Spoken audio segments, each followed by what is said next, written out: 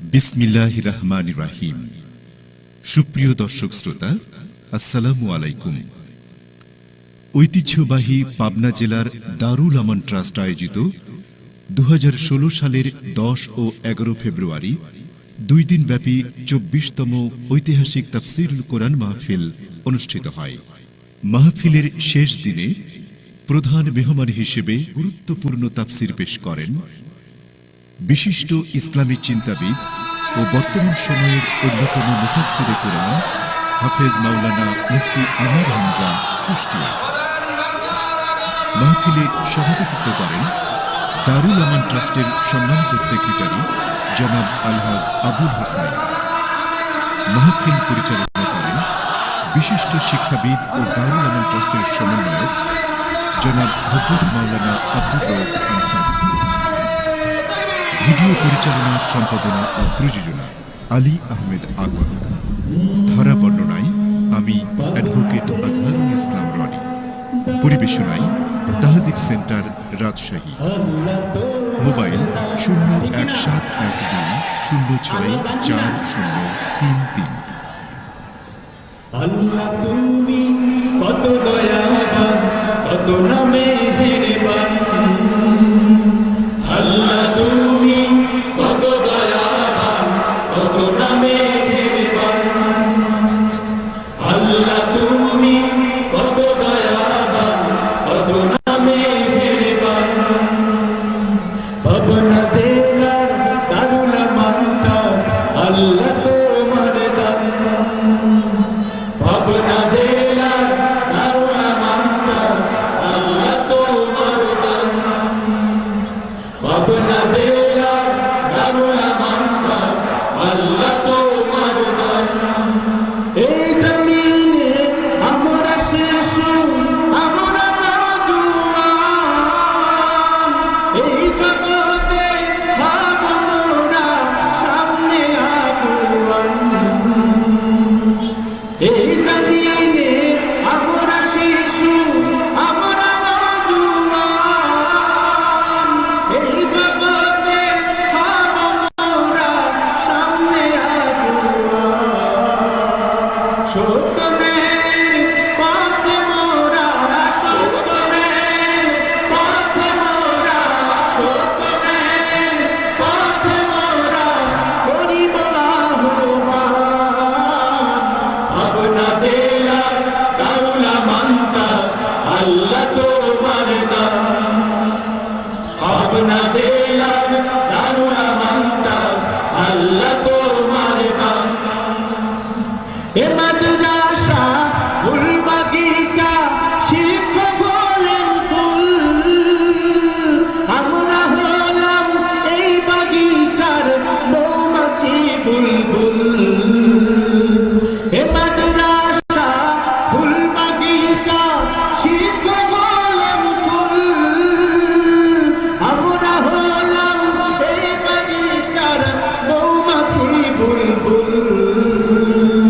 আল্লাহ কাছে চাইব মোরা, আল্লাহ কাছে চাইব মোরা, আল্লাহ কাছে চাইব মোরা হাতুতু পেছে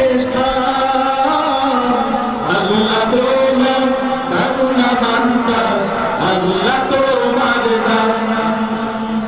পাবনা জেলার দারুল আমান ট্রাস্ট আল্লাহ তোমার দান। আল্লাহ তুমি কত দয়াবান, কত না মেহেরবান। আল্লাহ তুমি কত দয়াবান, কত না মেহেরবান। আল্লাহ তুমি কত দয়াবান, কত না মেহেরবান। পাবনা জেলার দারুল আমান ট্রাস্ট আল্লাহ তোমার দান। পাবনা জেলার দারুল আমান ট্রাস্ট আল্লাহ তোমার দান। আপনাদের সামনে এখন তাফসীর কোরআন পেশ করছেন আমাদের অত্যন্ত আপনজন, সুপরিচিত, বলিষ্ঠ কণ্ঠস্বর মুফাসসিরে কোরআন হাফেজ মাওলানা আমির হামজা। হাফেজ এখন আপনাদের সামনে তাফসীর করে পেশ করছেন। ধন্যবাদ সবাই।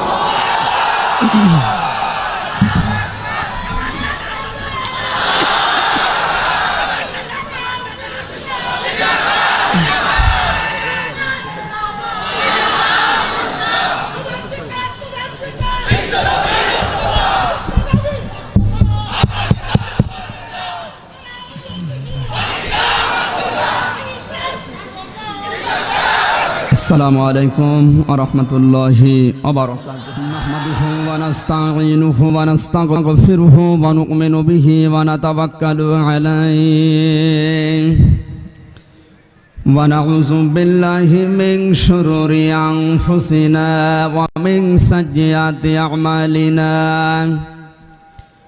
من يهدي الله فلا مضل له ومن يضلل فلا هادي له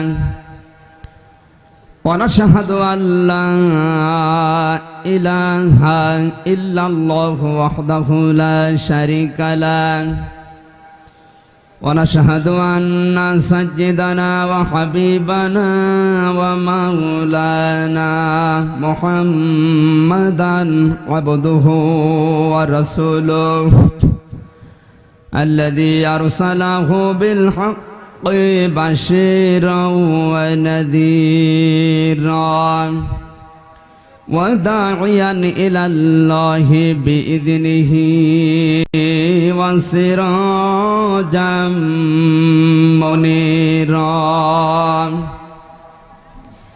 فقد قال الله تعالى في كلامه المجيد وبرهانه التوحيد أعوذ بالله من الشيطان الرجيم بسم الله الرحمن الرحيم وإذا قيل لهم آمنوا كما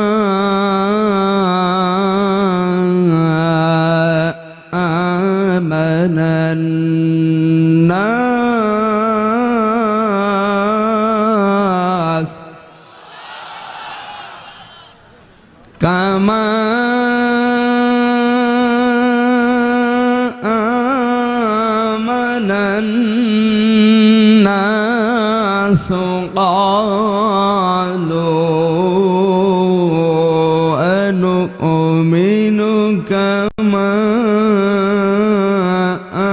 آمن السفهاء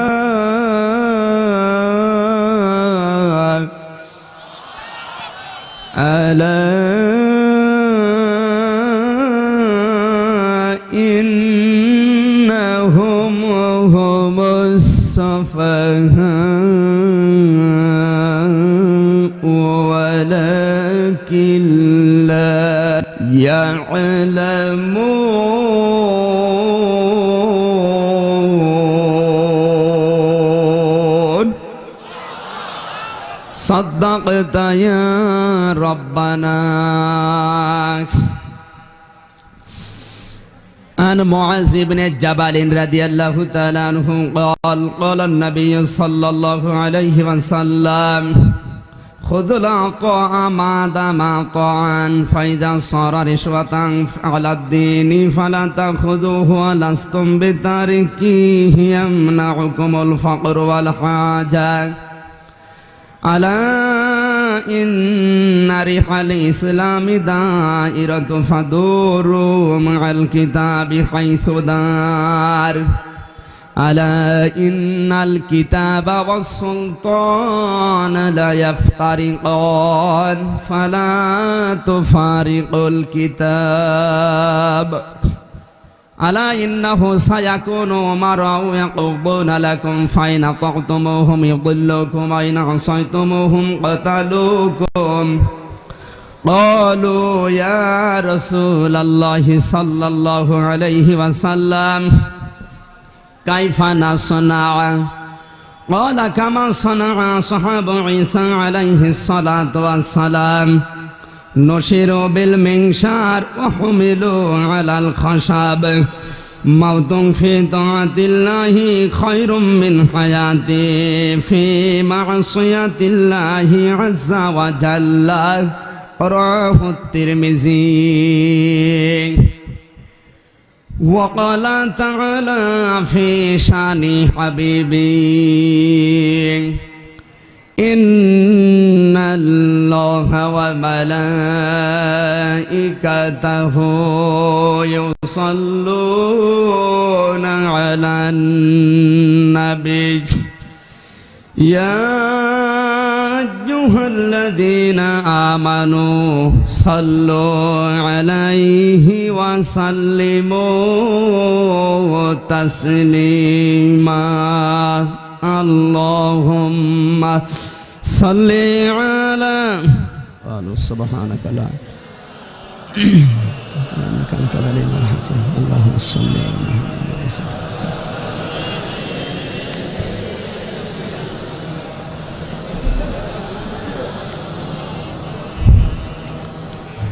আমার একটা স্বপ্ন পূরণ করো ও গো দয়াময়, তোমার পথে চলতে গিয়ে মরণ যেন হয় আমার, তোমার কথা বলতে গিয়ে না পাই যেন ভয়। আলহামদুলিল্লাহ।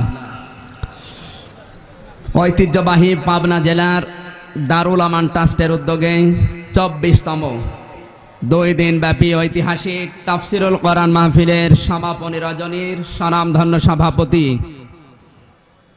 হাজিউল হারামাইন জনাব আলহাজ আবুল হুসাইন আতালাল্লাহু উমরাহু ওয়া বারাকাল্লাহু ফি হায়াতি, সকলে বলেন আমিন।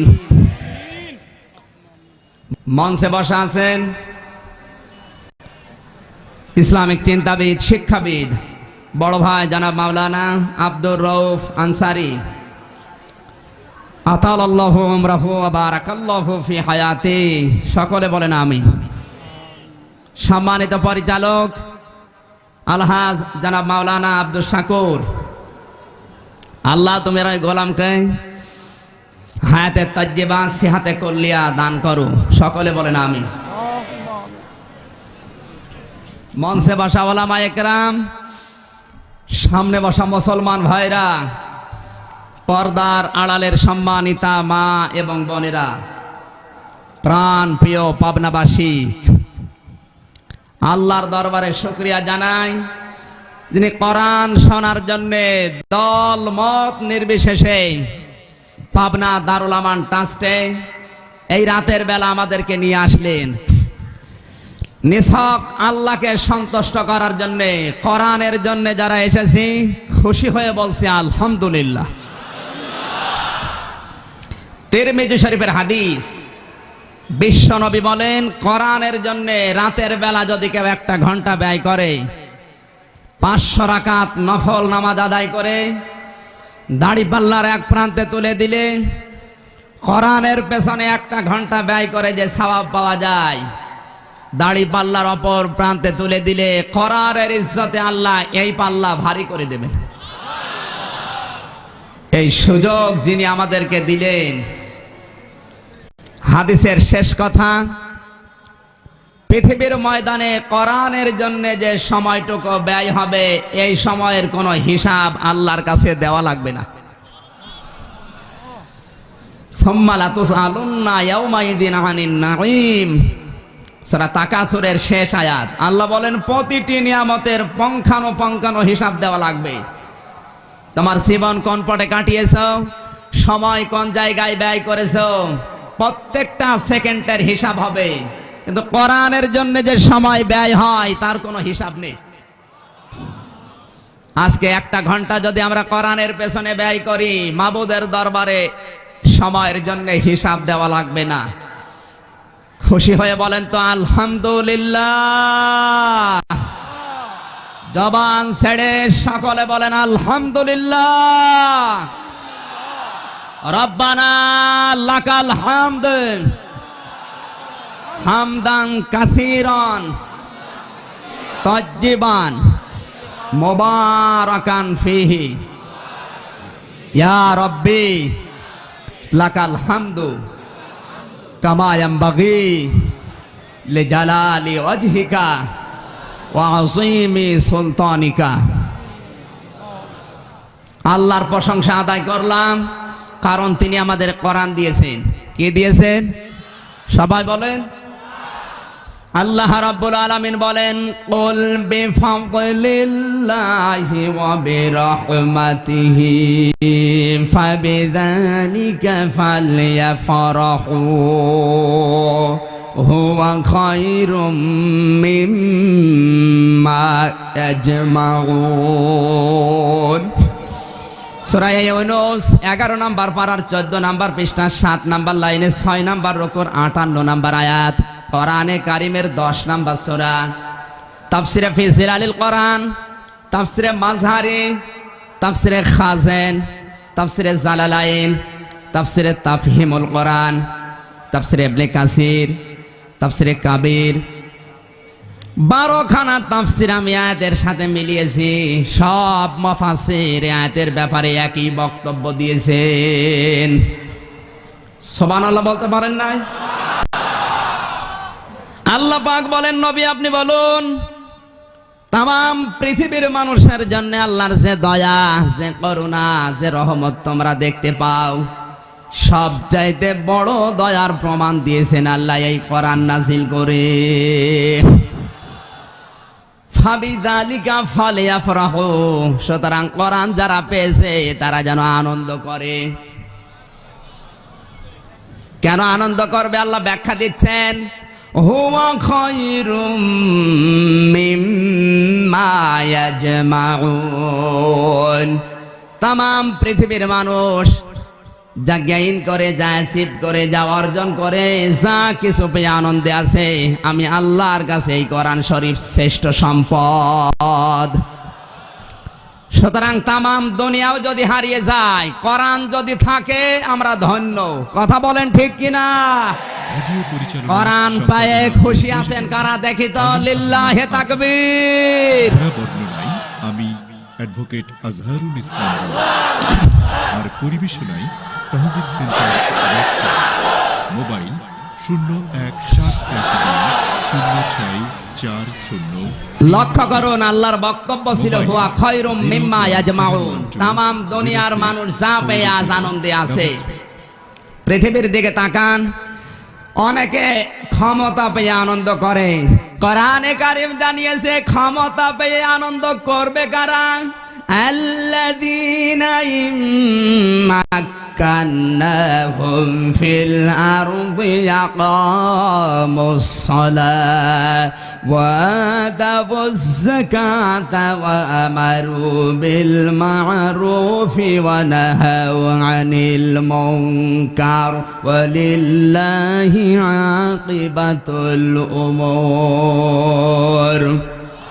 সূরা হজ 17 নম্বর পারার 16 নম্বর পৃষ্ঠা 7 নম্বর লাইনের 41 নম্বর আয়াত। এটা তাফসিরে তাবারি থেকে বলছে, আল্লাহ পাক বলেন, কোন মুমিন বান্দা যদি ক্ষমতা পায়, চেয়ারে বসার পরে 1 নম্বরে নামাজের বিল আনবে, 2 নম্বরে যাকাত ভিত্তিক অর্থনীতি কায়েম করবে, 3 নম্বরে সংসদে আইন পাশ করে ভালো ভালো কাজগুলো দেশে জারি করে দেবে, 4 নাম্বার অন্যায় অবৈধ কাজ সব দ্বারা বন্ধ করে দেবে। আমার ভাইরা, সিস্টেম অপর পৃষ্ঠায় দেখুন, আল্লাহ পাক বলেন, কোন জালেম যদি ক্ষমতা হাতে পায়, তারাও কাজ করবে 4টে। ইন্নাল মুলুকা ইযা দাখালু ক্বরিয়াতান আফসাদুহা ওয়া জাআলু আ'ইজ্জাতা আহলিহা আদিল্লা ওয়া কাযালিকা ইয়াফআলুন। সূরা নমল 19 নম্বর পারা 18 নম্বর পৃষ্ঠা 9 নম্বর লাইনের 4 নম্বর রুকুর 34 নম্বর আয়াত এটা।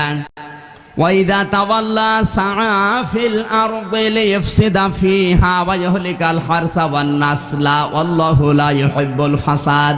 সূরা বাকারা 2 নম্বর পারা 11 নম্বর পৃষ্ঠা 2 নম্বর লাইনের 205 নম্বর আয়াত।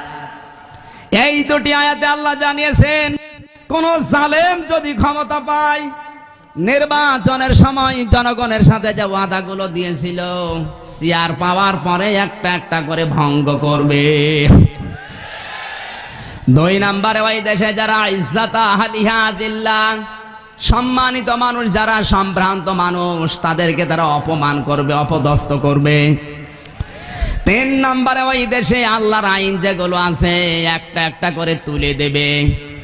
4 নাম্বার ওই দেশের এমন কোন জায়গা থাকবে না যেখানে তারা দুর্নীতির আঁকড়া বানাবে না। নিরপেক্ষ দৃষ্টি দিয়ে এই দুইটা আয়াতের উপরে নজর দেন, বিবেক দিয়ে বলেন পৃথিবীতে এখন আলেম ক্ষমতায় না জালেম? এ জুলুম করে অনেকে আনন্দে আছে, আমরা আনন্দিত কোরআন নিয়ে। কে নিয়ে?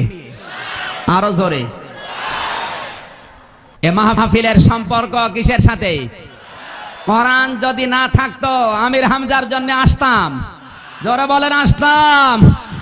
কোরআনের মহব্বতে যারা এসেছি কেবলমাত্র তারাই খুশি।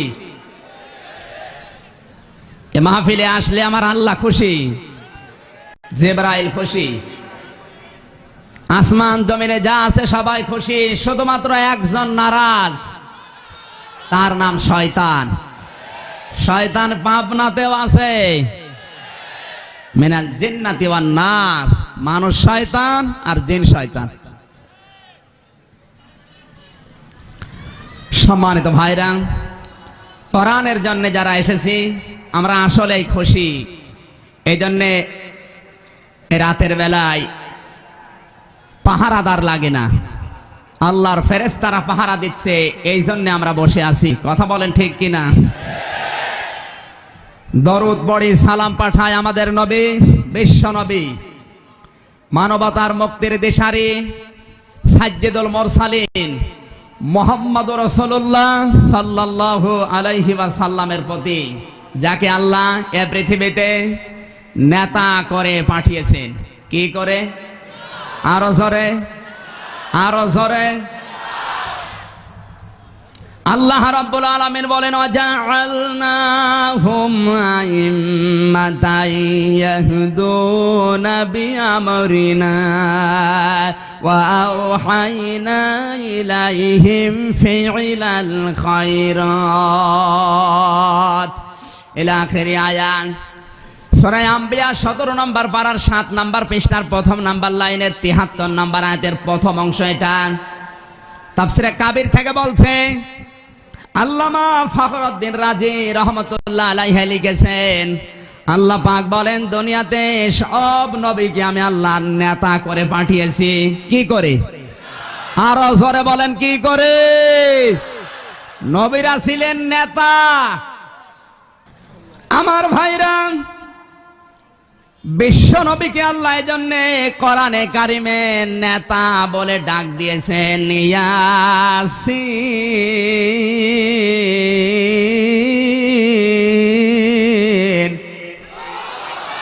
ওয়াল কুরআনিল হাকীম।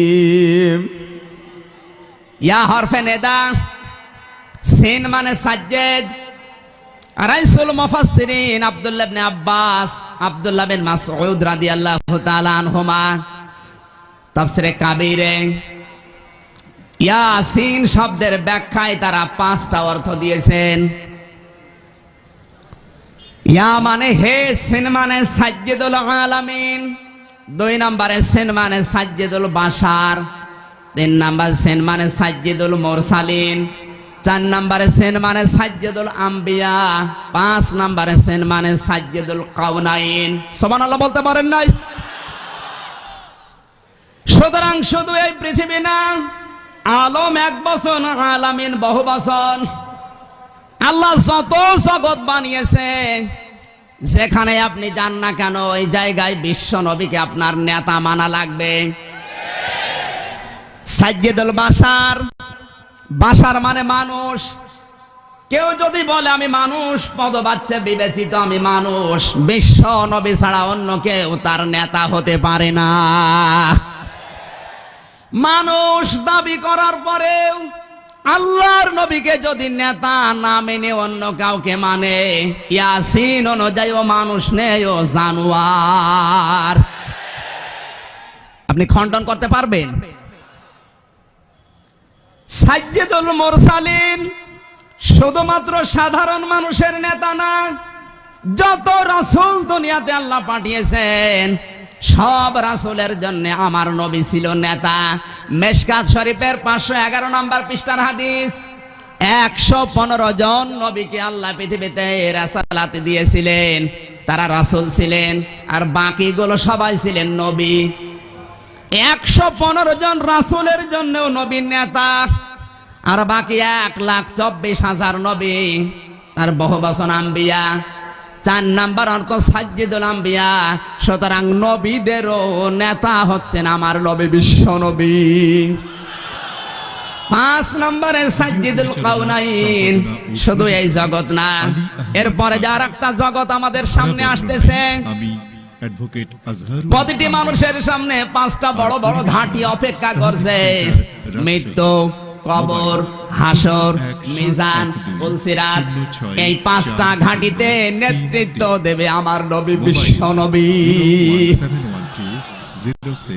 সুতরাং উভয় জগতে আপনাকে নেতা হিসাবে পাওয়া লাগবে বিশ্ব নবীকে। বুখারী শরীফের ব্যাখ্যায় হাফেজ ইবনে হাজার আসকালানী রহমাতুল্লাহ আলাইহি দিন শব্দের 12টা অর্থ দিয়েছেন। তার 9 নাম্বার অর্থে তিনি দিয়েছেন আদ-দীন আস-সিয়াসা। দিন হচ্ছে রাজনৈতিক নিয়ম নীতি। পৃথিবীতে যাদের নামাজ আছে, রোজা আছে, হজ আছে, যাকাত আছে, দাড়ি আছে, টুপি আছে, পাগড়ি আছে, জব্বা আছে, মেসাক আছে, বিশ্ব নবীকে এখনো পর্যন্ত নেতা মানতে পারে নাই, অন্য কাউকে মেনে নিয়েছে। আব্দুল্লাহ ইবনে উবাইয়ের মতো তার মরণ হবে। আমার ভাইরা, আব্দুল্লাহ বিন উবাইয়ের জীবন আমি পড়েছি, কোনো অসুবিধা ছিল না তার জীবনে। আল্লাহর নবীকে পুঙ্খানুপুঙ্খানুভাবে অনুসরণ করে চলতো। একটা মাত্র আদর্শ মানে নাই, আল্লাহর নবী যে রাজনৈতিক নেতা এটা সে মানত না। উহুদের ময়দানে 300 মানুষকে পেছন দিক থেকে নিয়ে ভেগে গিয়েছিল। আল্লাহর নবী ওই দিন শিশুর মতো ক্রন্দন করেছিলেন। তার জীবনের সব ওকে, শুধুমাত্র রাজনৈতিক নেতা হিসাবে আল্লাহর নবীকে না মেনে ও মেনে নিয়েছিল আবু জেহেলকে। আপনার মানুষেরা, আপনাদের কাছে বিবেকের কাছে প্রশ্ন করছি, আপনার জীবনে সব ঠিক আছে, নেতা হিসাবে বিশ্ব নবীকে না মেনে অন্য কাউকে আপনি মেনে নিয়েছেন। আপনাকে যদি আল্লাহ জান্নাতে দেয়, আব্দুল্লাহ বিন উবাইকেও জান্নাতে দেওয়া লাগবে।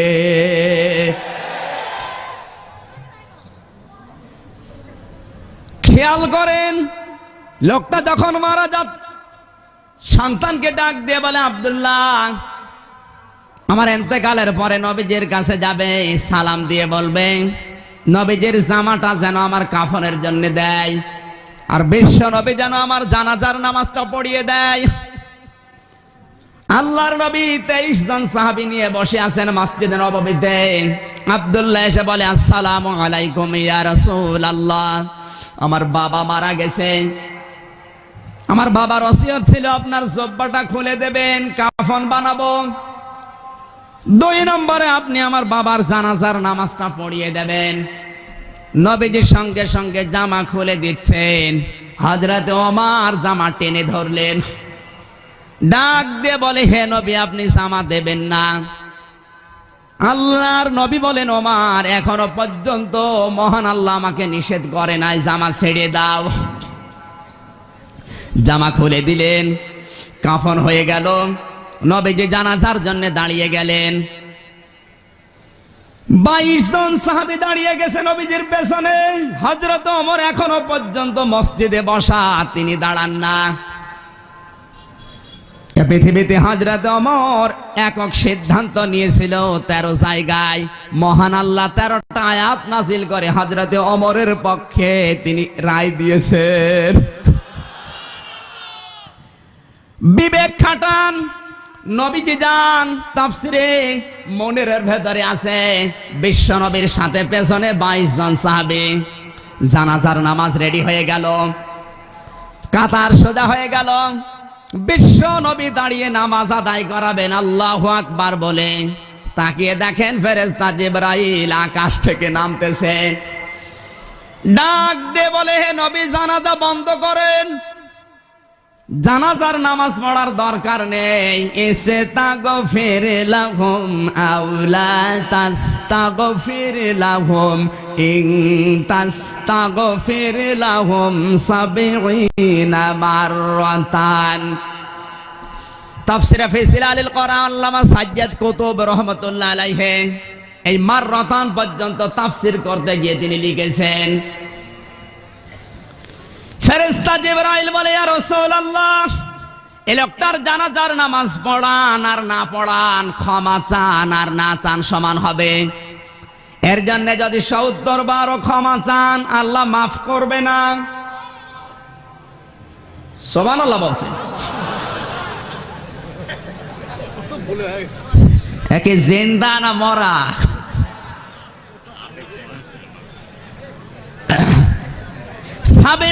মাররাতান পর্যন্ত বলার পরে ফেরেশতা জিবরাইল থেমে গেছে, আর কথা বলে না। আল্লাহর নবী বিশ্ব নবী চিন্তা করলেন 70 বার ক্ষমা চাইলে যদি ক্ষমা না হয় আমি 71 বার ক্ষমা চাবো। আল্লাহর নবী মন থেকে 71 বার ক্ষমা চাওয়ার জন্য রেডি হচ্ছেন। সঙ্গে সঙ্গে জিবরাইল ঘোষণা দিচ্ছেন, ফালাই ইয়াগফিরাল্লাহু লাহুম। ইয়াগফির এটা মজারের আলোচনা, বর্তমান ভবিষ্যৎ প্রেজেন্ট ফিউচার। মজারের আগে যদি লাং আসে অর্থ হয় কখনোই হবে না। আল্লাহর নবীকে ফেরেশতা জিবরাইল বলে, হে নবী 71 বার কেন? এই জন্য যদি কিয়ামত পর্যন্ত আপনি নবী হয়েও ক্ষমা চান মহান আল্লাহ একে ক্ষমা করবে না। শুধুমাত্র একে না, আয়াতের শেষ কথা হুম, এটা বহুবচন জমির। শুধু আব্দুল্লাহ ইবনে উবাই না, এইরকম চরিত্র দুনিয়ায় যারা অর্জন করবে, যারা আপনার আদর্শ বাদ দিয়ে অন্য কাউকে গ্রহণ করবে, এরা যদি মারা যায়, ওদের জন্য যদি কিয়ামত পর্যন্ত কেউ ক্ষমা চায় আল্লাহ তাদের কেউ মাফ করবে না। আমার ভাইরা একটু বিবেক দিয়ে চিন্তা করুন। নবীজি নিজে হাত তুলে বসে আছে, দোয়া করছে আল্লাহ ফেরত দেয়। বাংলাদেশের টাটকা আব্দুল্লাহ ইবনে উবাই মারা যাচ্ছে, আর আমরা দোয়া করে জান্নাতে দিয়ে আসি, মনে হয় কন্ট্রাক্টর নিয়েছি। জান্নাত আমার বাবার। এই ভণ্ডামি, এই সিটারি বাটপারি বন্ধ করা দরকার। আলী আহমদ আকা, ধারা বর্ণনায় আমি আজ নবীজির ভালোবাসা মহব্বত। আর পরিবেশ রবিউল আউয়াল মাস আসলে মানুষ উতলিয়ে দেয়, মনে হয় ওর মতো ভালোবাসা দুনিয়ার কেউ বাসে না। ইয়া নবী সালাম। এই দেখেন চলছে। এরপরে গরম গরম জিলাপি আর খিচুড়ি, ভালোবাসা শেষ। আপনি পড়া কোরআন শরীফ গবেষণা করে এই তথ্যটা পাবেন না। আল্লাহর নবীকে ভালোবাসলে, নবীকে মহব্বত করলে, আল্লাহর নবীকে আদর করলে মহান আল্লাহ তাকে মাফ করে দেবে, তাকে জান্নাতে দেবে। কথা কোরআনে একটা আয়াতেও আল্লাহ বলেন নাই। কিন্তু বাংলাদেশের মানুষকে ভুল বোঝানো হয়। আলেম নামে কিছু গন্ডমূর্খ এই দেশে বের হয়েছে। কথা বলেন, এগুলো আলেম না, এগুলো বাতিলের একেবারে পাঁচ আটা গোলাম। মানুষদেরকে বিভ্রান্ত করার জন্য এরাই যথেষ্ট। মানুষ তো কোরআন হাদিস বোঝে না, এদেরকে যা বোঝাচ্ছে এরা মনে করে এইটাই মনে হয়। সাফ কথা বলছি, আপনি কান লাগান। আমি তো আয়াত, বারা, পৃষ্ঠা, লাইন, রুকু, সূরার নাম, তাফসীরের নাম, হাদিসের নাম সব বলে দিচ্ছি। আপনি বাড়িতে এসে মিলাবেন, দেখবেন ওই কথাগুলো মেলে কিনা। কি এতদিন পর্যন্ত আমিও জানতাম নবীজিকে ভালোবাসলে, মহব্বত করলে জীবনের গুনাহ মাফ হয়ে যায়, মহান আল্লাহ জান্নাতে দিয়ে দেয়। এই কথাটা একেবারেই ভুয়া। এদেশে হাদিসের নামে অনেকগুলো কথা আছে, এগুলো হাদিসের নামে জালিয়াতি, ভুয়া হাদিস। আপনি এই সমস্ত আলেম নামধারীর কথা শোনেন, ক্যাসেট দেখেন, ওই জায়গায় বলে আউয়ালু মা খালাকাল্লাহু নূরি, সর্বপ্রথম আল্লাহ পাক বিশ্বনবীর নূর তৈরি করেছেন। এটা হাদিসের নামে বানোয়াট, ভুয়া হাদিস। ওরা বলে লাউলা কালাম্মা খালাকতুল আফলাক, এটা হাদিসের নামে জালিয়াতি। ওরা বলে কুলুবুল মুমিনিনা আরশুল্লাহ, মুমিনের কলব আল্লাহর আরশ, এটাও হাদিসের নামে জালিয়াতি। ডক্টর আব্দুল্লাহ জাহাঙ্গীরের লেখা এই বইয়ের ভেতরে আছে। তাহলে আসল কি? কান খাড়া করে এবার লিখে নেন, মোবাইলে তোলেন। আল্লাহ পাক বলেন কুল ইন কুনতুম তুহিব্বুনাল্লাহা ফাত্তাবিউনি ইউহিব্বুকুমুল্লাহ ওয়া ইয়াগফির লাকুম যুনুবাকুম ওয়াল্লাহু গফুরুর রহিম। সূরা আলে ইমরান 3 নাম্বার পারার 13 নাম্বার পৃষ্ঠা 3 নাম্বার লাইনের 4 নাম্বার রুকুর 31 নাম্বার আয়াত। এটা কোরআনে কারীমের 3 নাম্বার সূরা। তাফসীরে ইবনে কাসির থেকে বলছে, আল্লাহ পাক বলেন, হে নবী, দুনিয়ার মানুষকে কথা জানিয়ে দিন, যদি আল্লাহকে ভালোবাসতে চাও তাহলে আমি রাসূলের অনুসরণ করো। কি করো? আমি রাসূলকে ভালোবাসো, এ কথা কিন্তু এখানে নেই। আছে? তাহলে হাব্বন থাকতো। হাব্বন মানে ভালোবাসা। আল্লাহ হাব্বন না দিয়ে তাবউন দিলেন কেন? যতগুলো ডিকশনারি পাওয়া যায় আরবিতে আপনি খোলেন, ওখানে প্রত্যেকটা ডিকশনারিতে তাবউন মানে লেখা আছে তাবাইন। এই 3টি অক্ষরের সমন্বয়ে শব্দটা গঠিত। অবিধানবেদ তারা লিখেছে, আপনার সামনে একটা মানুষ হেঁটে যায়, যেই কায়দায় যায় ঠিক ওই কায়দায় দেখে দেখে চলার নাম তাবউন। আল্লাহর নবীকে ভালোবাসলে জীবনের গুনাহ মাফ হয় না, জান্নাত পাওয়া যায় না। আল্লাহর নবীকে অনুসরণ করলে আল্লাহ ঘোষণা দিচ্ছেন ইউহিব্বুকুমুল্লাহ, আমার নবীকে যদি অনুসরণ করো আমি আল্লাহ নিজেই তোমাদেরকে ভালোবাসবো। আরো আসতে বল, আমি আল্লাহ যদি কাউকে ভালোবাসি 2টা পুরস্কার তাকে দেব। ওয়ায়াগফির লাকুম যুনুবাকুম, 1 নম্বরে তার জীবনের যত গুনাহ আছে সব আমি আল্লাহ মাফ করে দেব। ইয়াগফির এটাও মজারে, বর্তমান, ভবিষ্যৎ, প্রেজেন্ট, ফিউচার। জাম্বন 1 বচন, জনুব বহু বচন। কোন মানুষ যদি রাসূলকে অনুসরণের সিদ্ধান্ত নেয়, যখন থেকে অনুসরণ শুরু করবে ওর জীবনের সব গুনাহ আল্লাহ ওই মুহূর্তেই মাফ করে দেবে। আমার ভাইরা, কোরআন হাদিস পড়ে আমি যেটা দেখেছি, অনেক মানুষ পৃথিবীতে রাসূলকে ভালোবেসেছে, আদর দিয়েছে, মহব্বত দেখিয়েছে, কিন্তু আল্লাহ তাদেরকে মাফও করেন নাই, জান্নাত তো দূরের কথা। কিন্তু যারাই নবীকে অনুসরণ করেছে, যারা এই নবীকে দেখে দেখে চলেছে, ওই মানুষগুলোকে আল্লাহ মাফও করেছেন, জান্নাতেও দিয়ে দিয়েছেন। শিক্ষার জন্য একটা উদাহরণ বলছে তাফসীরে ইবনে কাসির থেকে।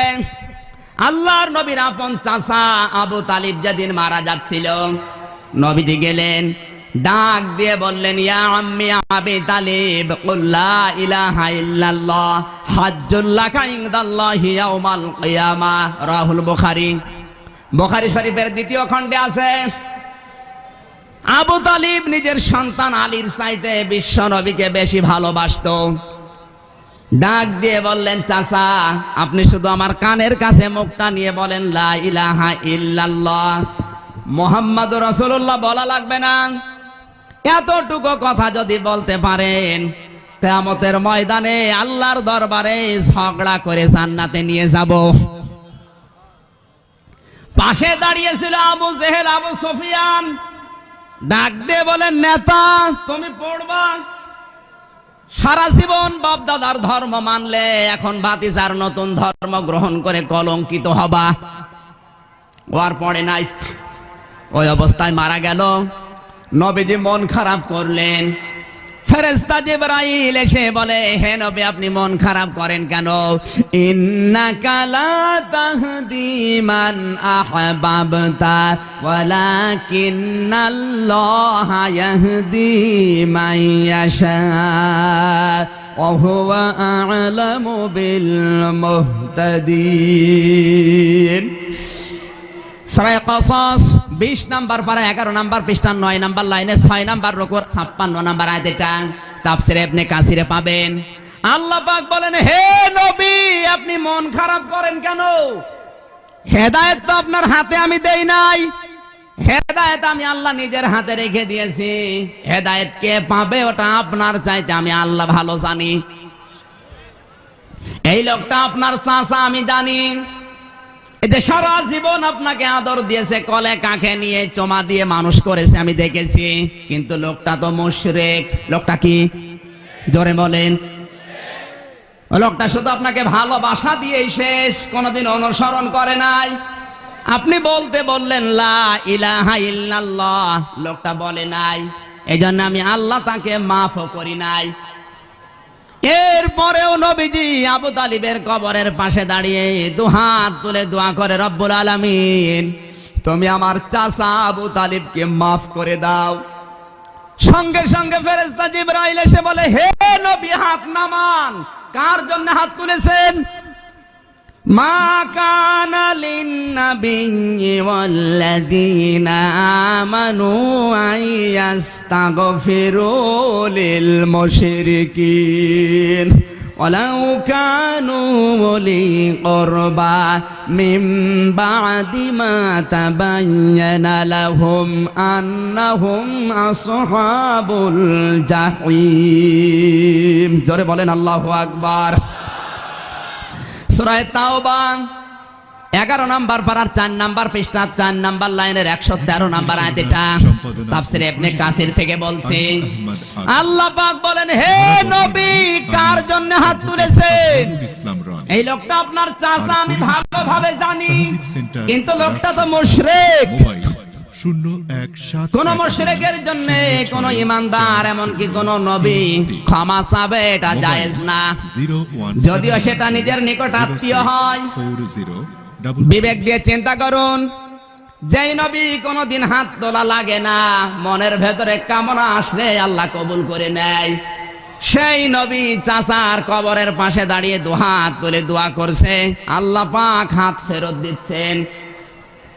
আর বাংলাদেশে টাটকা মুশরিক মারা যায়, আমরা ডিজিটাল কায়দায় গরু জবাই করে জান্নাতের মাঝখানে দিয়ে আসি, মনে হচ্ছে জান্নাত ওর বাবার। আপনার বাবার আকীদা যদি ঠিক না থাকে, আপনার বাবার বিশ্ব নবী যদি আদর্শ না হয়ে থাকে, ও মারা যাওয়ার পরে আমির হামজা কেন কাবা শরীফের ইমাম আব্দুর রহমান সোদাইসিকে দিয়ে দোয়া করাবেন? কবুল হবে না। সুতরাং নবীদেরকে আল্লাহ যখন নেতা করে পাঠিয়েছেন, সবচাইতে শ্রেষ্ঠ নেতা যিনি বিশ্ব নবী, তাকে নেতা হিসাবে মেনে নিতে আপত্তি আছে? আছে। বিশ্ব নবী ছাড়া অন্য কাউকে নেতা মানি না। কারা রাজি আছেন দেখি তো? লিল্লাহে তাকবীর।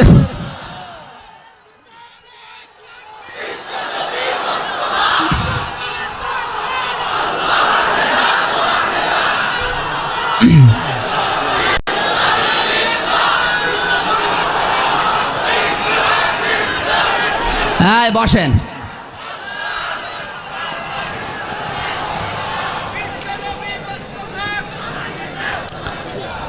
আমার ভাইরা, আনন্দিত হলাম হাত দেখে, কিন্তু অশনি সংকেত জানিয়েছেন বিশ্বনবী ১৫০০ বছর আগে।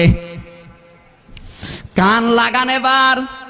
عن ابي هريره رضي الله تعالى عنه قال قال النبي صلى الله عليه وسلم ستفترق امتي 73 فرقة كلهم في النار الا واحدا قالوا من هي يا رسول الله صلى الله عليه وسلم قال ما انا عليه وصحابي رواه الترمذي কান লাগান। মোবাইল 0 নবীজি বলেন আমার উম্মতের ভেতরে অতি শীঘ্রই ৭৩টা দল হবে। বক্তব্যের আগে নবীজি সিন দিয়েছেন সাতাফতারিকু উম্মতি, এক আলিফ টান আছে। আমার উম্মত বলতে আমরা বুঝি ইহুদি, খ্রিস্টান, বৌদ্ধ, হিন্দু, মুশরিক, এরা নবীর উম্মত। আরো জোরে, জোর হলো না, আর একবার জোরসে বলেন। নবীর উম্মত তারা যারা নামাজ আদায় করে, আল্লাহকে বিশ্বাস করে, নবীকে নেতা মানে। কথা বলেন না কেন?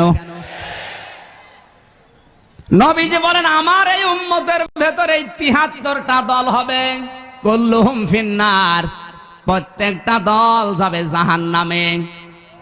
ইল্লা ওয়াহিদা, একটা মাত্র দল বাদ দিয়ে। সঙ্গে সঙ্গে সাহাবীরা প্রশ্ন করলেন, হে নবী, ওই একটা দলের লোক কারা? নবীজি তাদের পরিচয় দিতে গিয়ে বলেন মানা আলাইহি ওয়া সাহাবী। যাদের চিন্তা চেতনা, যাদের সৌরাত সিরাত, যাদের কর্মকাণ্ড, যাদের পদ্ধতি, সব কিছু আমি নবী এবং আমার সাহাবীদের সাথে মিলবে, তারাই শুধু জান্নাতে যাবে, বাকি ৭২ দল যাবে জাহান্নামে। আমার বন্ধুগণ, এখানে একটা বিষয় চিন্তা করার, নবীজি কিন্তু উম্মতি বলে এক আলিফ টান দিয়েছেন।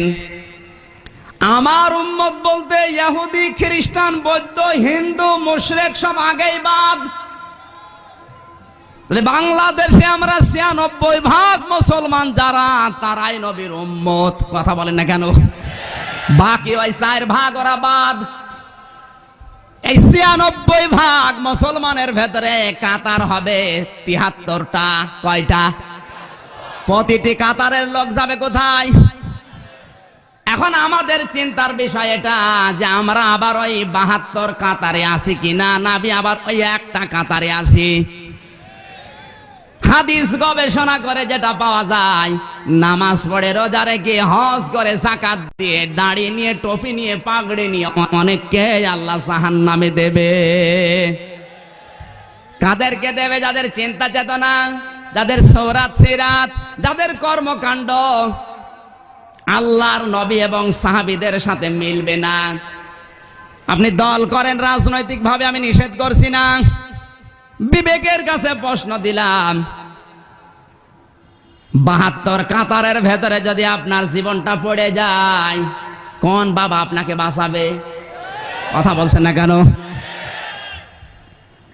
দুনিয়াতে যত নবী আল্লাহ পাঠিয়েছেন, ইবাদত নিয়ে কোন নবীর ভেতরে সমস্যা দেখা যায়নি। হযরত আদম নবী যখন এসেছিলেন দুনিয়ায়, মুসা নবী ছিলেন। মুসা নবী যখন ছিলেন, হযরত ইব্রাহিম নবী ছিলেন। ইব্রাহিম যখন এসেছিলেন, দাউদ নবী ছিলেন। দাউদ নবী যখন ছিল, হযরত ঈসা নবী ছিল। বিশ্ব নবী যখন ছিল, অন্য কোন নবী ছিল। এর সাথে আরেক নবীর দেখা হয়নি। এরকম হাজার হাজার নবী দুনিয়া থেকে বিদায় নিয়েছে, এক নবীর সাথে আরেক নবীর নামেরও মিল নেই। কি? তাদের সময় আলাদা, নাম আলাদা, কিন্তু দাওয়াত। আরো জোরে, আরো জোরে। দাওয়াত কিন্তু সবাই এক দাওয়াত দিয়েছে, ইয়া কওমি ইবুদুল্লাহা মা লাকুম মিন ইলাহিন গায়রু। হে আমার জাতির লোকেরা, ইবাদত করো কার? জোরে বলেন।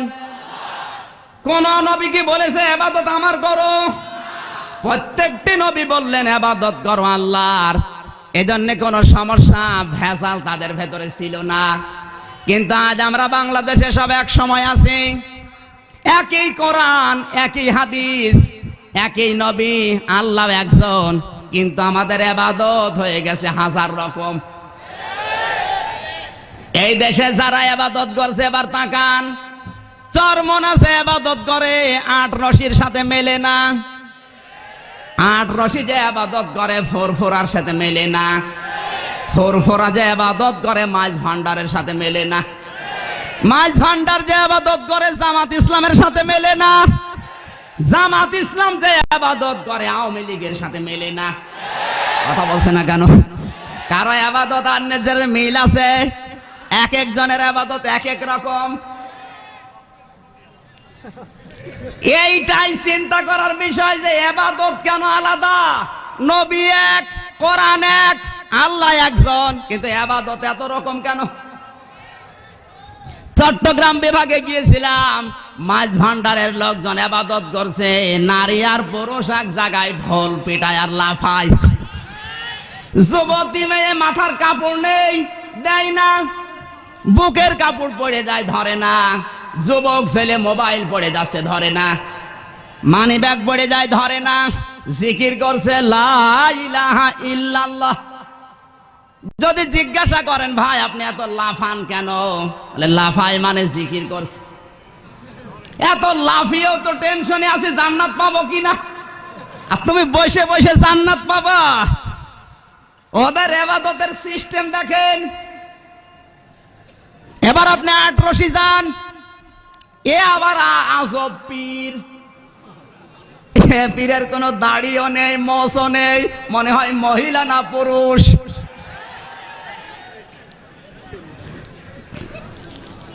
আপনার বিবেকের কাছে প্রশ্ন করছি, 8 রশির মুরিদ যারা হয়েছেন, আমি নিষেধ করি না হন, কিন্তু কোরআন এবং হাদিসের সাথে, নবী এবং সাহাবীদের সাথে আপনাকে মিলাতে হবে। কারণ হাদিসের শেষ কথা মান আলাইহি ওয়া সাহাবী। এই এক কাতারে যদি থাকতে চান, অবশ্যই নবী এবং সাহাবীদের সাথে আপনার মুরিদ হওয়ার মিল থাকা লাগবে। নবীজি এবং সাহাবীদের জীবনের সাথে যদি মিল না থাকে, 8 রশি কেন 15 রশির মুরিদ হলেও আপনাকে কিন্তু 72 কাতারেই থাকা লাগবে। এবার মিলান, বিশ্বনবী কোনদিন দাড়ি কেটেছেন? আরো জোরে। নবীজি বলেন খলিফুল মুশরিকিন আউফুল্লাহা ওয়াকফুশ শারিব। আমার উম্মত যারা দাবি করবে মুশরিকদের বিপরীত করবে, তোমরা দাড়িকে ছেড়ে দেবে আর মসকে ছোট করবে। এখন ওর দিকে তাকালে তো দাড়িও নেই, মোছও নেই। পাবনা দারুল আমান ট্রাস্টের যে মসজিদ, ফজরের নামাজে কোনো মুসল্লি এসে যদি বলে হুজুর আপনি দাড়ি কেটেছেন, আপনার পেছনে নামাজ পড়বো না। হুজুর যদি বলে মিয়া তোমারও তো দাড়ি কাটা, মুসল্লি কি বলবে? মুসল্লি বলবে হুজুর দাড়ি কেটে মুসল্লি হওয়া যায়, দাড়ি কেটে ইমাম হওয়া যায় না। আপনার কাছে আমি প্রশ্ন করছি, ছোট্ট একটা মসজিদের দাড়ি কেটে যদি ইমামতি করা না যায়, দাড়ি কেটে বিশ্বলি হওয়া যায়? আমার ভাইরা, নবীজিকে 1500 বছর আগে আল্লাহ জানিয়েছেন, ইয়া আইয়ুহার রাসূল বাল্লিগ মা উনজিলা ইলাইকা মির রাব্বিকা ওয়া ইল্লাম তাফআল ফামা বাল্লাগতা রিসালাতা। সূরা মায়েদা 6 নম্বর পারা 18 নম্বর পৃষ্ঠা 13 নম্বর লাইনের 67 নম্বর আয়াত। এটা আল্লাহ পাক বলেন, হে নবী হে রাসূল, বাল্লিগ আপনি তাবলীগ করুন, মা উনজিলা ইলাইকা মির রাব্বিকা, যেটা আপনার প্রভুর পক্ষ থেকে নাযিল হয়েছে, ওই কোরআনের। কিসের? আরো জোরে বলেন। সুতরাং তাবলীগ করা কি ফরজ। বাল্লিগ আমরের সিগা, দিস ইজ মাই অর্ডার। আল্লাহ পাক যদি অর্ডার দেয়, বান্দার জন্য মানা ফরজ না নফল? আরো জোরে বলেন। ফরজ মানে বাংলাদেশে প্রধান বিচারপতি যদি কোনো রায় দেয়, ওই রায় যদি বাংলাদেশের মানুষ না মানে জেল হয়ে যাবে। কথা বলছে না কেন? কারণ বাংলাদেশে এসকে সিনহার উপরে কোনো বিচারপতি নেই, আছে? তিনি প্রধান বিচারপতি। তিনি যদি কোনো বিষয় রায় দিয়ে দেয়, আপনার মনোপুত হোক বা না হোক মেনে নিতেই হবে। যদি বলেন আমি এ রায় মানি না, আপনার বিরুদ্ধে রাষ্ট্রদ্রোহের মামলা হবে, শেষ পর্যন্ত জেলে যাওয়া লাগবে।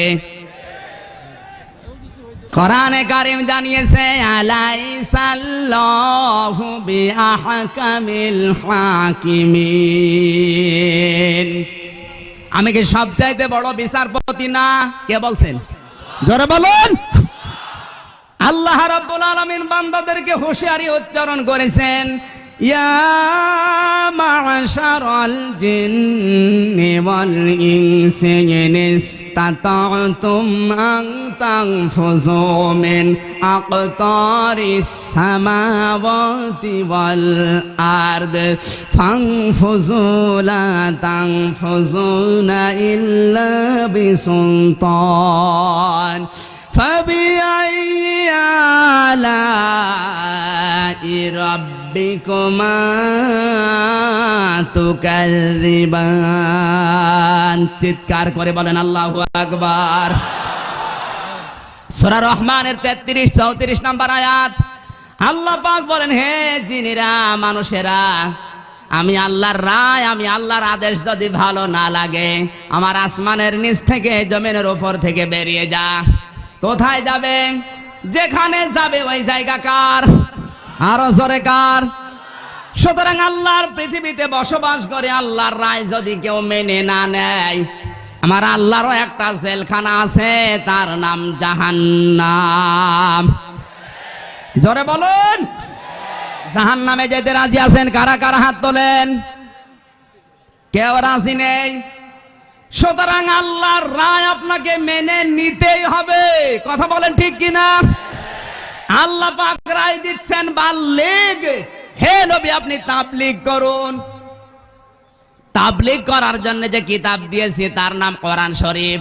মা উনজিলা, এটা মসুলের সিগা।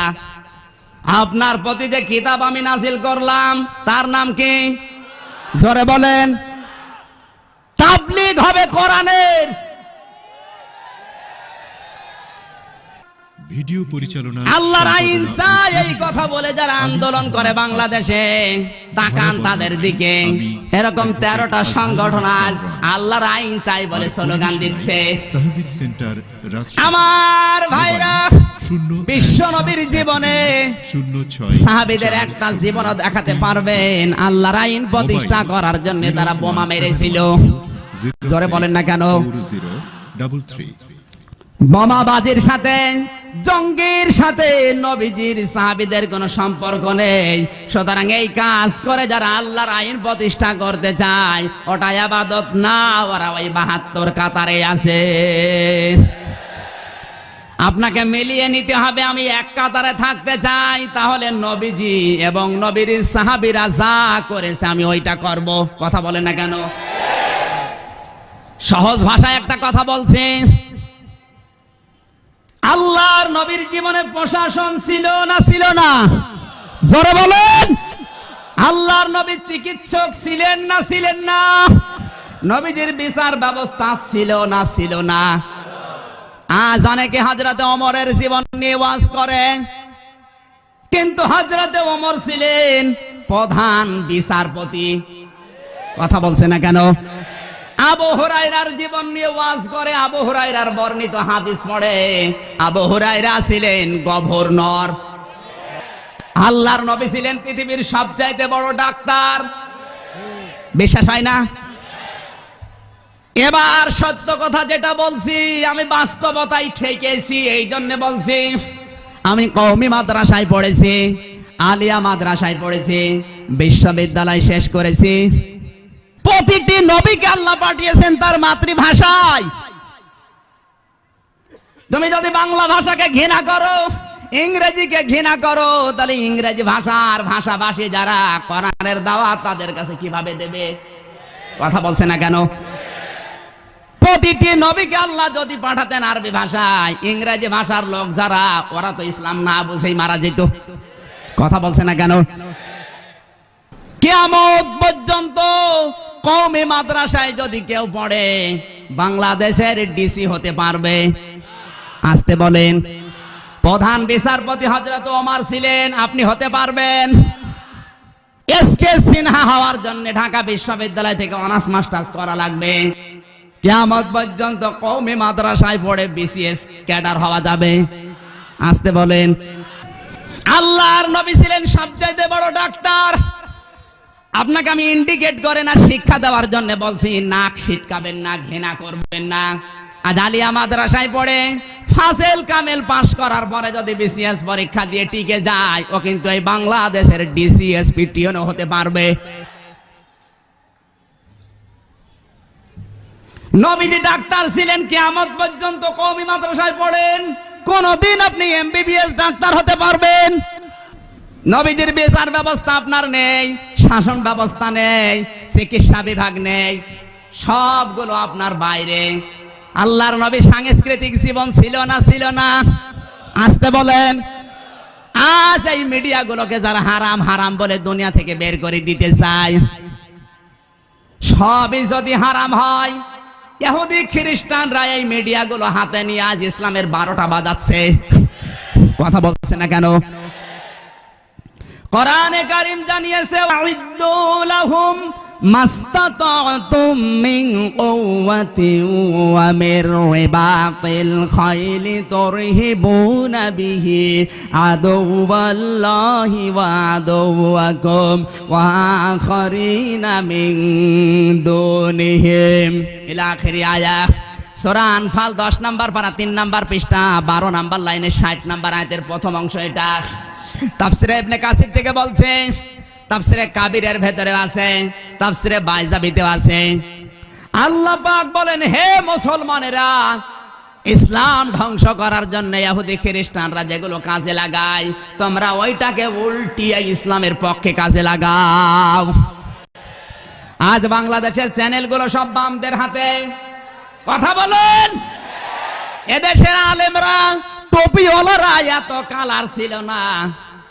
বাংলাদেশে তত্ত্ব সন্ত্রাস করে করে আমাদেরকে জাতির সামনে আজ কালার করে দিয়েছে। এখন হুজুর দেখলেই মানুষ ভয় পায়, না জানে বোম আছে কিনা। কথা বলেন। আর কিছু হাইব্রিড শয়তান আছে, হাইব্রিড শয়তান, ওরা আমাদেরকে দেখলে ওদের আগে চুলকানি ওঠে। সব সময় চিন্তা থাকে কোন কায়দায় হুজুরকে অপমান করা যায়। না পাপ নাই নেই? একটা মাহফিল ছিল আমার গত বছরে, সিলেট থেকে রাজবাড়ী। চিন্তা করলাম যাওয়া যাবে না, প্লেনে টিকিট কেটে বসে আছি। পাশে দেখে এক ভদ্রলোক চা খাচ্ছে, বিমানবালা চা দিয়ে গেল, উনি চা খাচ্ছে বাম হাত দিয়ে। বাম হাতে চা খায়, পানি খায়, বিড়ি খায়, আছে না নেই? বাম হাতে খাওয়াকে ওরা মনে হয় ভদ্রতা মনে করে। নবীজি বলেন, পারতপক্ষে বাম হাতে খেও না, বাম হাতে খায় শয়তান। ওকে ভদ্রলোক হয়েছে না শয়তান? আমার ভাইরা, চিন্তা করলাম ভাইজান মনে হয় মাসলা জানে না, একটু বলে দেই। বললাম, ভাই বাম হাতে খেতে নেই, বাম হাতে শয়তান খায়, ডান হাতে খায়, এটা খাওয়া সুন্নত। ওরে বাবা, বলতে দেরি, যুদ্ধ শুরু হতে দেরি নেই।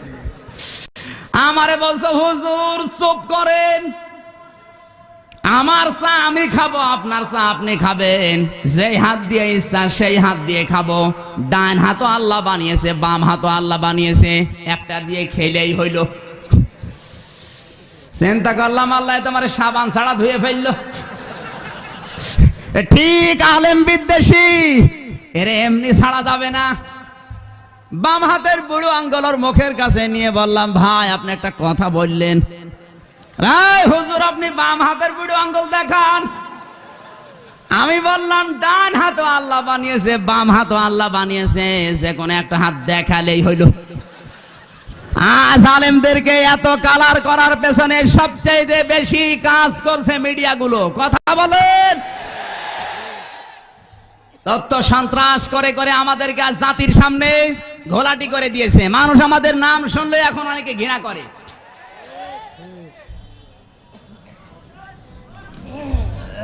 আমার ভাইরা, সুতরাং মিডিয়া খারাপ না, এটাকে আজ উল্টিয়ে যদি আমরা ইসলামের পক্ষে কাজে লাগাতে পারতাম। এই যে রাজশাহীর তাহজিব সেন্টারের মালিক মাওলানা আলী আহমদ আকন্দ এই তাফসির মাহফিল গুলো, ওয়াজ মাহফিল গুলো ক্যামেরা করে, ভিডিও করে ইন্টারনেটে, ফেসবুকে, বিভিন্ন পত্রিকায় দিয়ে দিচ্ছে। এখানে আমি কথা বললে খুব বেশি হলেও 10,000 মানুষ শুনবে।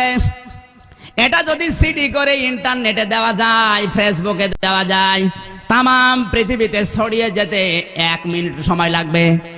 জোরে বলেন। সুতরাং এই হক কথাগুলো সারা পৃথিবীতে পৌঁছানোর জন্য যে মিডিয়া কাজ করছে, এটা হারাম হয় কোন কায়দায়? তোমার তো ওই পর্যন্ত জ্ঞানই নেই। কথা বলেন।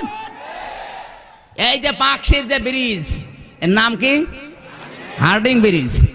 আমার দাদা বলছিল ছোটবেলায় তার এক ছোট ভাই এসেছে সাথে। দাদা জিজ্ঞাসা করে, বলতো এই ব্রিজে কত মন লোহা আছে? ছোট ভাই বলছে, ভাই এই ব্রিজে মনে হয় 100 মনের বেশি লোহা হবে। কত মন? জোরে বলে। হার্ডিং ব্রিজের একটা লোহার ওজনই তো 100 মন। আর ও বলছে পুরা ব্রিজে 100 মনের উপরে লোহা হবে। তার মানে ওর জ্ঞানই ওই 100 মন পর্যন্ত। মিডিয়া খারাপ না, এগুলো আজ ইসলামের পক্ষে কাজে লাগান। ভারতের 36টি চ্যানেল বাংলাদেশে চলছে। আমাদের চরিত্র, পরিবার সব আজ ওরা জাহান্নাম বানিয়ে ফেলছে। ভারতের যতগুলো চ্যানেল, একটাও কোনো শিক্ষা আছে? বাংলাদেশের যতগুলো চ্যানেল, একটাও কোনো শিক্ষা আছে? কারণ চ্যানেলগুলো মুসলমানের হাতে নেই, সব বাম আর রামদের হাতে। ইসলাম যদি এদেশে কায়েম করতে হয়, ইসলাম প্রচার করতে হলে এই চ্যানেলগুলো মুসলমানের হাতে নেওয়ার দরকার আছে না নাই? জোরে বলুন। আন্দাজে ফতোয়া দেবেন না। ভিডিও পরিচালনা, সম্পাদনা আপনার চাইতে কাবা শরীফের ইমাম আব্দুর রহমান সদাইসি আল্লাহকে কম ভয় করে না? কম ভয় করে। অ্যাডভোকেট আজহার সে যখন বক্তব্য দেয়, খুতবা দেয়, ইন্টারনেটে ছড়িয়ে দেয়, ফেসবুকে দিয়ে দেয়, তার আইডি কার্ড আছে, নাম্বার টিপবেন চলে আসবে। 0171 মহিলারা দেখে না? 06 আসতে বলেন, 0 আসতে বলেন। মোবাইল মহিলারা তার চেহারা দেখলে যদি গোনাই হতো, 0640 সে কোনদিন ইন্টারনেটে, ফেসবুকে তার পরিচালনা, বক্তব্যগুলো ছেড়ে দিত?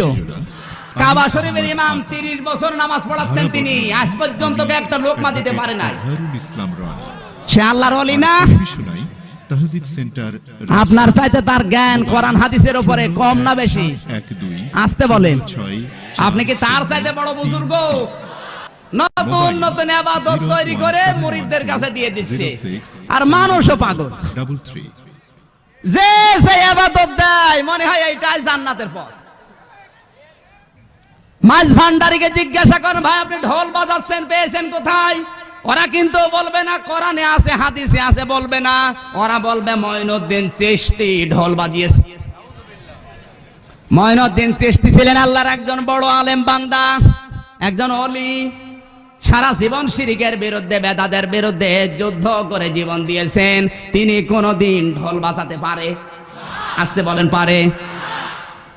আর যদি পারেও মনে করেন পেরেছে, ঢোল বাজিয়েছে, মঈনুদ্দিন চিশতি কি নবী, রাসূল, সাহাবী? তিনি শরীয়তের দলিল হতে পারে? শরীয়তের দলিল মান আলাইহি ওয়া আসহাবি। যাদের চিন্তা, চেতনা, কর্মপদ্ধতি, সুরাত, সিরাত আমি নবী এবং আমার সাহাবীদের সাথে মিল পাবে, এরাই মাত্র জান্নাতে যাবে। আর বাকি 72 দল যাবে কোথায়? সুতরাং নামাজ, হজ, যাকাত, দাড়ি, টুপি, পাগড়ি, পীরের মুরিদ, জীবন সিল্লাত দিয়ে অনেকে জাহান্নামে যাবে। কথা বলেন, আসতে বলেন। কোরআন মেনে হযরতে ওমর জিরো ছিলেন, হিরো হয়েছিলেন। আজ আমরা যদি কোরআনের নির্দেশ মেনে জিরো থেকে হিরো হতে পারি, তাহলে জান্নাতের গেট গুলো উন্মুক্ত থাকবে, স্যালুট দিয়ে জান্নাতে নিয়ে যাবে। গল্পে পড়েছিলাম, এক চালাক আর এক বোকা, দুইজন গেছে চাকরি করার জন্য, দুই বন্ধু। চালাক বন্ধু প্রথমে গেছে, বিচারক দ্বারা জিজ্ঞাসা করছে, বলো তো সবচাইতে বড় বিদ্বানকে? বলে স্যার ঈশ্বরচন্দ্র বিদ্যাসাগর। ঠিক আছে। বাংলাদেশ স্বাধীন হয়েছে কত সালে? বলে হওয়ার কথা ছিল 1947 সালে, হয়েছে 71 সালে। ঠিক আছে। 3 নম্বরে বলো তো সবচাইতে ভালো শিল্পীকে? স্যার আছে তো অনেকে, কার নাম বলবো? রোনা লায়লা, কিশোর, সাবিনা ইয়াসমিন, সালমান আর মমতাজ। 4 নম্বরে বলছে কোন গ্রহে মানুষ গিয়েছে বলো? বলছে স্যার মঙ্গল গ্রহে। 5 নম্বরে জিজ্ঞাসা করে এইডস কাকে বলে? বলছে স্যার এটা তো গবেষণার বিষয়, একবারে বলা যাবে না। ঠিক আছে, তুমি যাও, পরে যে আছে তারে পাঠাও। ও বের হওয়ার পরে বোকা বন্ধু বলে, তোমাকে যা যা প্রশ্ন করেছে আমাকে শুধু থিওরি গুলো বলো, আমি যাওয়ার পরে ওই কথা বলবো, আমারও চাকরি হয়ে যাবে। ও যখন গেছে জিজ্ঞাসা করে তোমার নাম কি? বলে ঈশ্বরচন্দ্র বিদ্যাসাগর। তোমার বাবার নাম কি? আছে তো অনেক বাবা, কোন বাবার নাম বলবো? 3 নম্বরে বলছে তোমার বাড়ি কোথায়?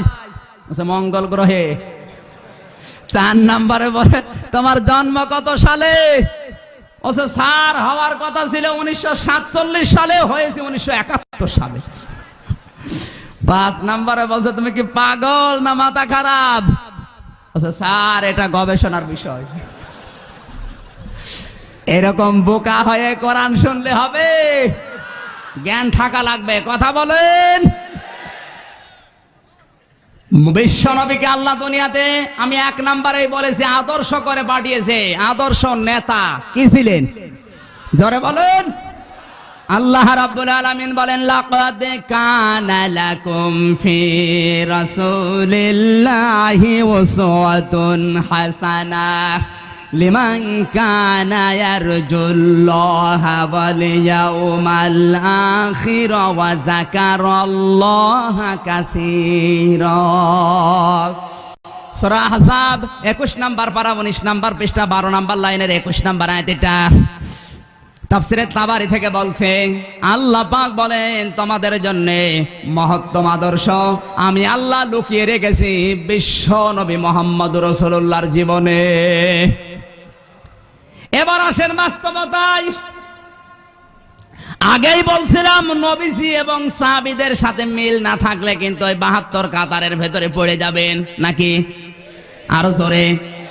আল্লাহর নবীকে আল্লাহ উত্তম আদর্শ করে পাঠালেন, এ ঘোষণাকার। আরো জোরে বলেন।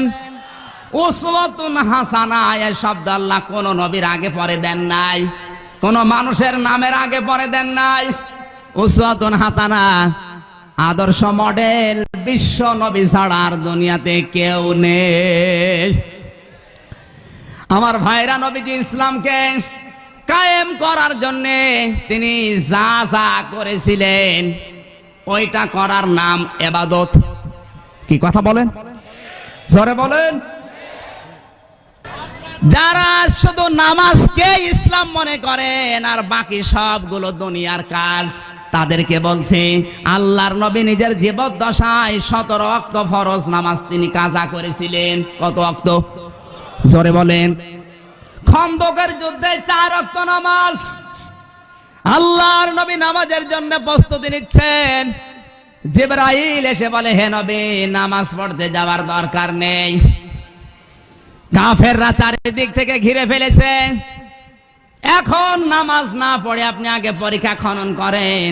মদিনাকে সংরক্ষণ করার জন্য পরীক্ষা খনন করা যদি নবীর ইবাদত হয়, নামাজ ফরজ বাদ দিয়ে যদি আল্লাহর নবী ওটা করতে পারে, আজ বাংলাদেশে গণতন্ত্র ইসলামকে টিকিয়ে রাখার জন্য, এদেশের সার্বভৌমত্ব টিকিয়ে রাখার জন্য নবীজির কায়দায় নামাজ ছেড়ে দেওয়া যায় যাচ্ছে। আল্লাহর নবী বিশ্ব নবী মুহাম্মদুর রাসূলুল্লাহ নিজে 2টা রোজা ফরজ রোজা কাজা করেছিলেন। 17ই রমজান সাহাবীদেরকে বললেন অর্ধেক বেলা পার হওয়ার পরে রোজা রাখার দরকার নেই, ভেঙে ফেলো। সাহাবীরা ইতস্ত করলেন। আল্লাহর নবী বলেন এই জিহাদের ময়দানে দিন কায়েম করতে গেলে শরীরে শক্তি লাগবে।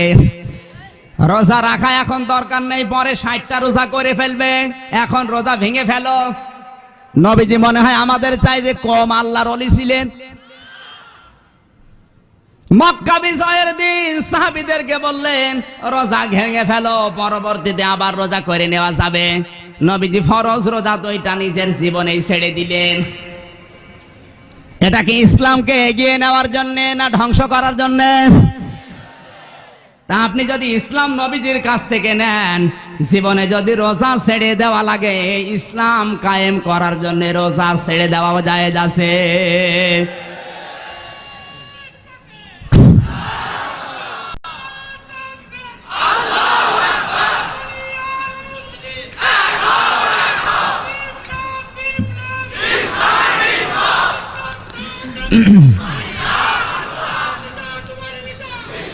আমার ভাইরা, অনেক মানুষ আর শুধু কাবা শরীফের দিকে মুখ করে নামাজ পড়াকে ইসলাম মনে করে। আল্লাহর নবী উত্তর দিকে মুখ করে 17 মাস তিনি নামাজ আদায় করেছিলেন। কথা বলেন না কেন? আল্লাহর নবী নিজে যদি 17 মাস পর্যন্ত কাবা বাদ দিয়ে বাইতুল মুকাদ্দাস ছিল উত্তর দিকে, তিনি যদি নামাজ পড়তে পারেন, আজ ইসলাম কায়েম করার জন্য বিশ্ব নবীর পন্থায় যদি কাবাও পরিবর্তন করা লাগে, আমরা রাজি আছি। কারণ উসওয়াতুন হাসানা আমার বাবা না, আমার পীর না, আমার মুরব্বী না, উসওয়াতুন হাসানার শুধুমাত্র বিশ্ব নবী। হজ পর্যন্ত তিনি বাদ দিয়েছিলেন। হুদায়বিয়ার সন্ধিতে আল্লাহর নবী হজ না করে ফেরত গেলেন। নবীজি মনে হয় বুঝতেন না। কথা বলেন না কেন? মদিনাতে যাওয়ার পরে তিনি আউস, খাজরাজ, বনু কাইনুকা, ইহুদি, খ্রিস্টান আর মুশরিক এদের সাথে নবীজি মিলে 4 দলীয় ঐক্যজোট গঠন করলেন। নবীজি যদি ইহুদিদের সাথে, খ্রিস্টানদের সাথে, মুশরিকদের সাথে জোট করে ইসলামকে উপরে নেওয়ার জন্য করতে পারে, আজ বাংলাদেশে সার্বভৌমত্ব, গণতন্ত্র, ইসলামকে প্রতিষ্ঠা করার জন্য জোট করা নবীর পন্থায় জায়েজ আছে। আজ বাংলাদেশে তো আওলাদে রাসূল, আশেকে রাসূল আহমদ আকাত আর বিশ্ব ওলি ভরে গেছে। এই পাবলা বেশি। অ্যাডভোকেট আজহারুল ইসলাম রায় বিভিন্ন জেলা থেকে আসে আওলাদে রাসূল আর বিশ্ব আশেকে রাসূল। মোবাইল ওরা এসে এক বাবার কাহিনী 3.5 ঘন্টা শেষ। 0 কথা বলেন। মোবাইল আওলাদে রাসূল ছিলেন ইমাম হুসাইন। 0640 কি দ্বিমত আছে? দ্বিমত আছে? তাকান তো তিনি কি করলেন। 9 মুহররম রাতের বেলা কারবালার প্রান্তরে সাথীদেরকে ডাক দিয়ে বললেন, সাথীরা, ইয়াজিদ জোর করে ক্ষমতা দখল করে বসে আছে, রাজতন্ত্র কায়েম করেছে। আমার নানা যেটা করে না আমি এটা মেনে নিতে পারি না। আজ আমি তোমাদেরকে 2টি ফতোয়া দেব। ইতিহাস দেখেন, ইমাম হোসাইনের রক্তে লেখা ফতোয়া বলা হয় এই 2টাকে। তিনি বললেন, আজকে যদি আমি এই রাজতন্ত্র মেনে নেই, বাহ্যিক দৃষ্টিতে হয়তো আমরা বেঁচে যাব, কিন্তু ইসলামের 12টা বাজবে। আমাদের পরবর্তীতে দুনিয়ায় যারা আসবে ওরা মনে করবে ইসলাম মনে হয় এইরকমই। এখন আমরা যেরকম মনে করছি, কথা বলেন না, ইসলামকে এইরকম। ইয়াজিদের রাষ্ট্র চলছে কোরআন দিয়ে, সংসদ চলেছে কোরআন দিয়ে, সব কিছু সে কোরআন দিয়ে চালিয়েছে। ইয়াজিদ ছিল পুরুষ মানুষ, এরপরেও শুধু রাজতন্ত্র কায়েম করে জোর করে ক্ষমতা দখল করে বসেছিল, এইটাই তার অপরাধ। ইমাম হোসাইন আওলাদে রাসূল তিনি কখনোই মেনে নিতে পারেন না।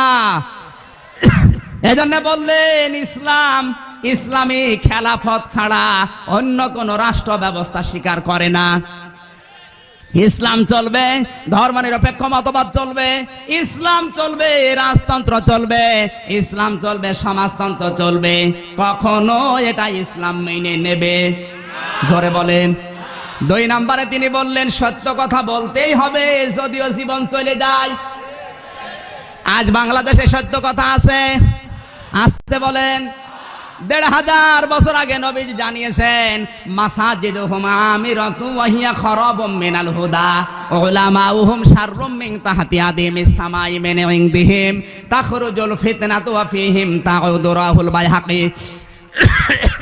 আল্লাহর নবী বলেন অতি শীঘ্রই এমন জামানা আসবে মসজিদগুলো বড় বড় তৈরি হবে, টাইলস দিয়ে মোজাইক পাথর দিয়ে বিল্ডিং গুলো তৈরি করবে, কিন্তু মসজিদে হেদায়েতের কথা থাকবে না। ও বাংলার মুসলমানেরা, বাংলাদেশের একটা মসজিদ এখন পাবেন না যেখানে হেদায়েতের কথা বলা যায়। অধিকাংশ মসজিদের সভাপতি সেক্রেটারি বামপন্থী, যে আল্লাহকেই বিশ্বাস করে না। পাবনায় আছে না নেই?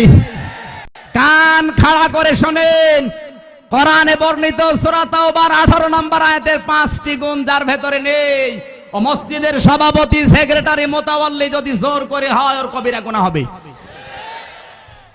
আর শয়তান জোর করে থাকে, রাজনৈতিক ক্ষমতা আছে, টাকা পয়সা আছে, মানুষ পাগল, হিন্দু মুসলমান দেখা দেখি নেই।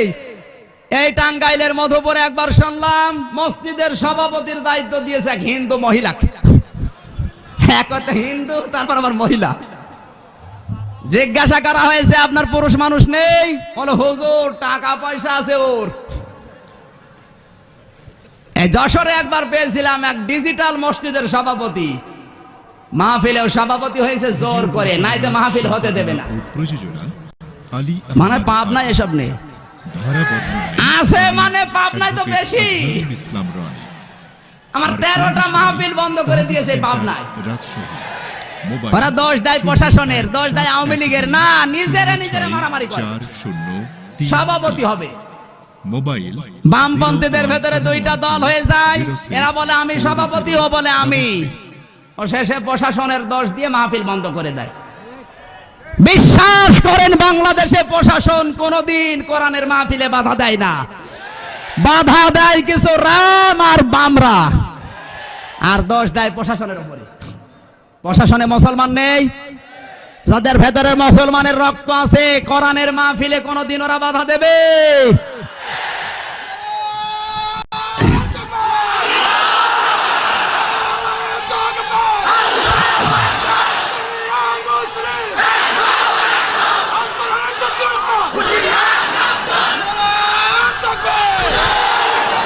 সম্মানিত ভাইরা কান লাগান, এদিকে তাকান। সভাপতি সাহেব বক্তব্য দিচ্ছে, আল্লাহকে বিশ্বাস করে না, জোর করে দায়িত্ব নিয়ে বসে আছে।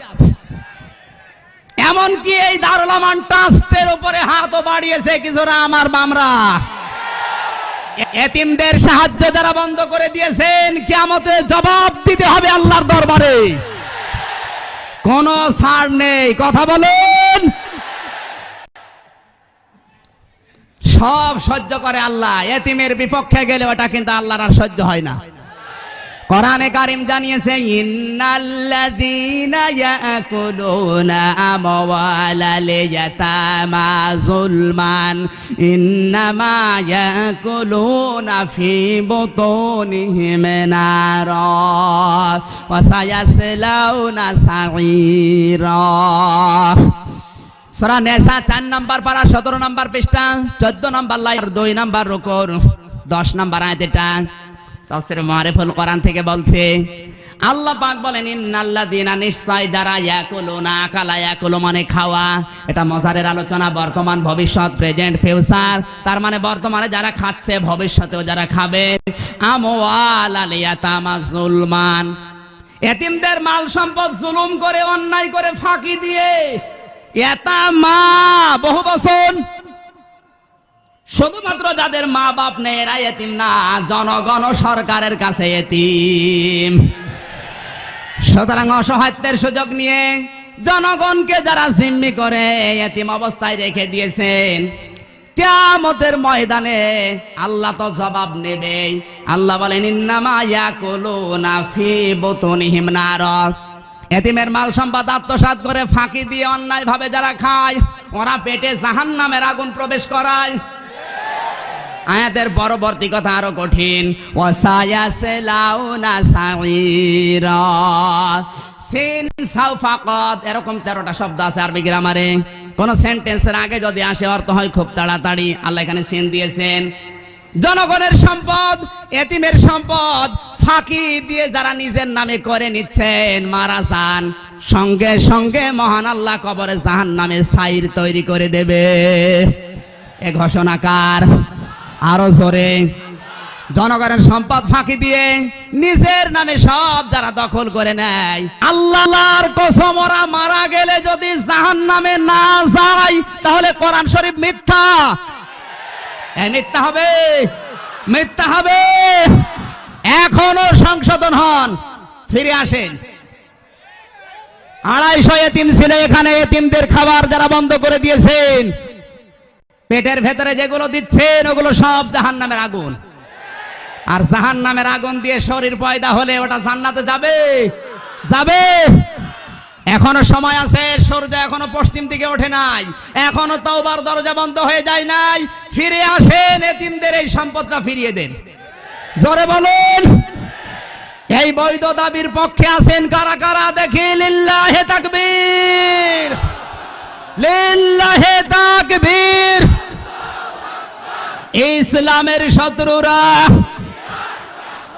আল কোরআনের আলো, সংসদে জালো, লিল্লাহে তাকবীর। সুপ্রিয় দর্শক শ্রোতা, এতক্ষণ আপনারা হাফেজ মাওলানা মুফতি আমির হামজা সাহেবের গুরুত্বপূর্ণ বক্তব্য শুনছিলেন। ভিডিও পরিচালনা, সম্পাদনা ও প্রযোজনা আলী আহমদ আকান্ত। ধারা বর্ণনায় আমি অ্যাডভোকেট আজহারুল ইসলাম রনি।